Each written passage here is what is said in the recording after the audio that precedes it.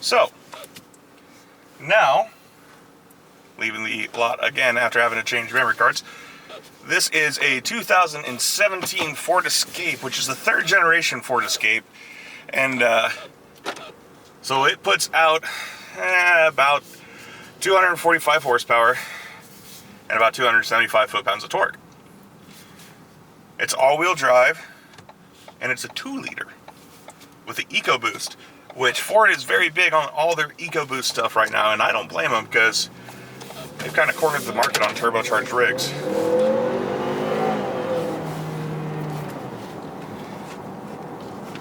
And it definitely feels like a turbocharged rig. So what's cool about this, as opposed to the F350 I test drove earlier, is this has paddle shifters. And you would be sadly mistaken if you thought I was not going to try the paddle shifters. So there's first.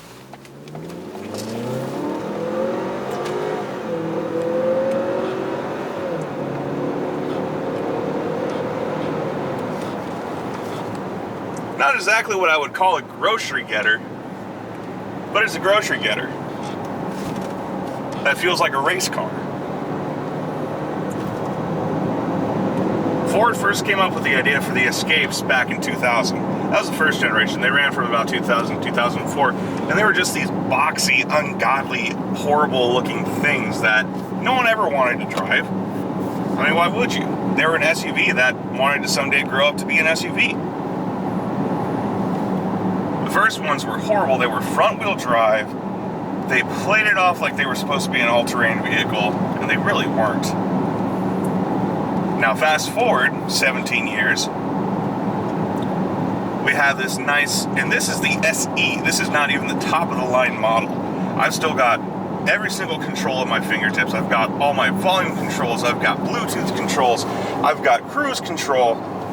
I've got everything, plus my paddle shifters, which I don't know about you, but as a guy, I enjoy paddle shifters. They make me feel good. Ford is very much on the selling premise now of let's make everything we have a family vehicle. At least everything that we realistically can. I mean, they made more room in the back seats of the Mustangs. All in all, though, I like it. I like the Ford Escape. I haven't driven many Fords yet that I don't like. My real curiosity is going to be how well does it corner compared to, well, the truck's obviously not going to corner like a car because it's a truck.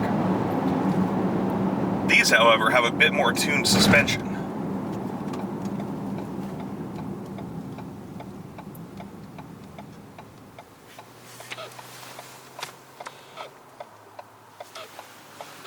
Oh, that's cool.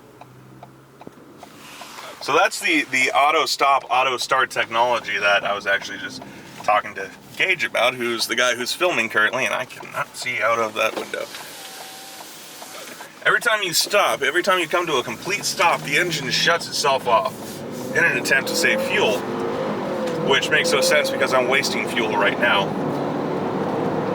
But it is actually really cool. It's intended for stop and go traffic so that it just shuts off but picks up right away as soon as you let your foot off the brake. It's another one of those things every single car manufacturing company had to become compliant within a certain miles per gallon, within certain economic ratings to be able to continue manufacturing without having to be taxed up the rear. So now is going to be the fun part,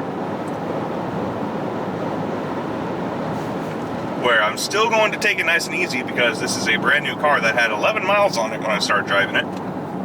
And, well, the last thing I want to do is lose the dealership's trust and break one of their things and owe them a lot of money. So,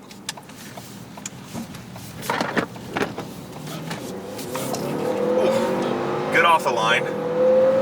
Very good off the line.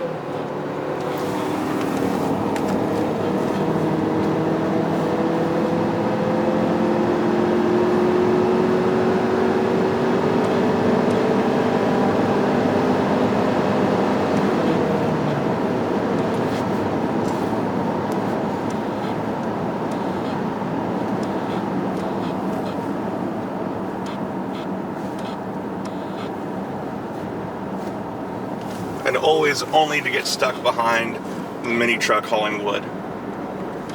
But no matter what, I mean, it gets that bit of bounce like any car does over a hill. But you can feel it. You don't get the negative G's that you normally would, say, in just some standard passenger car that's worn in or anything new.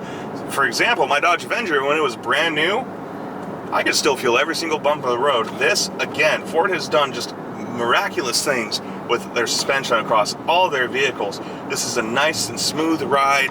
It's something you can take your kids to the beach in, something that you can go get groceries. But when Dad gets in the car, that's when it becomes a fire-breathing monster. You go back down into shift, and it picks your gear for you, and you can choose to go down, you can choose to go up. It's not going to let you go any further down than the motor will handle, so you don't blow up the transmission. But I shift down a gear, feel that turbo kick in, and it just picks up. It just goes.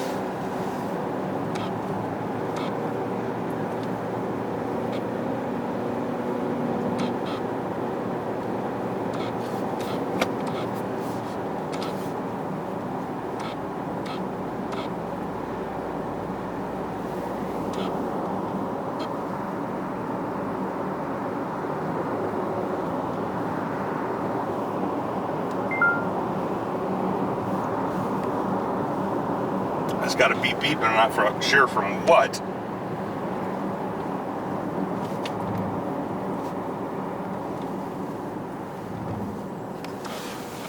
So here's my end thoughts on the new Ford Escape. Would I own one? Oh, in a heartbeat. This would be the wonderful replacement for my Avenger. Is it a grocery getter? Oh yeah, absolutely it's a grocery getter. Will Mom drive it? Yeah, my wife would drive this thing.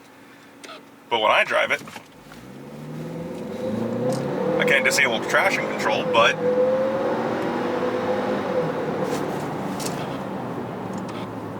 it's still just an absolute blast. And something that thankfully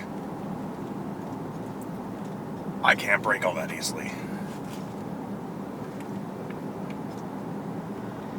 Built Ford tough. I can't say much more aside from that. Handles like it's on rails. Has way more power than any four-cylinder in an SUV should rightfully have.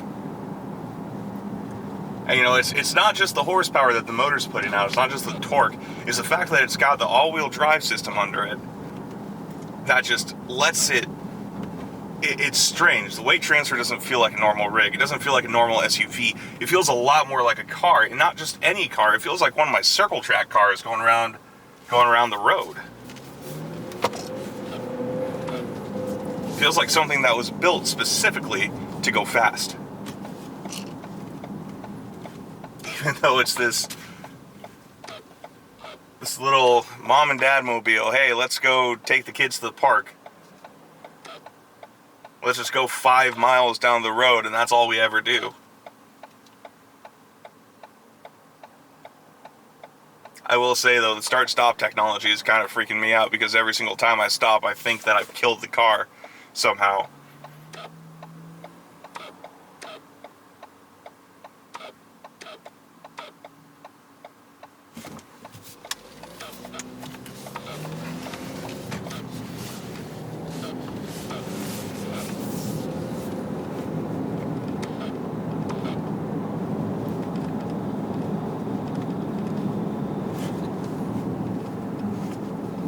Long story short, go to your local Ford dealer, check out the new Ford Escape. Even if you go look at the front-wheel drive model, they still have it in the Ecoboost. The Ecoboost is still a ton of fun. I mean, you can even get the 1.5 liter, which puts out about 179 horsepower, which is still good when you consider that that's 1.5 liters of soda.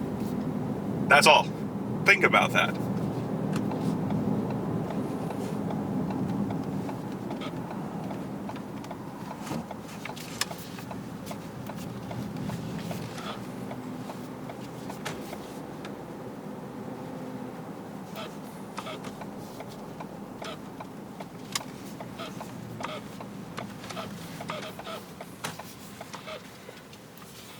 And now, I am going to try out the backup camera.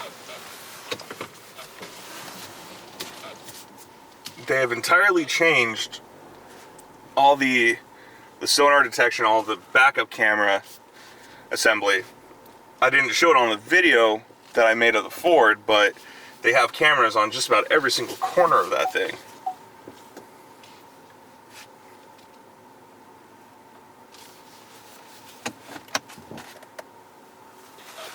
And there you have it, 2014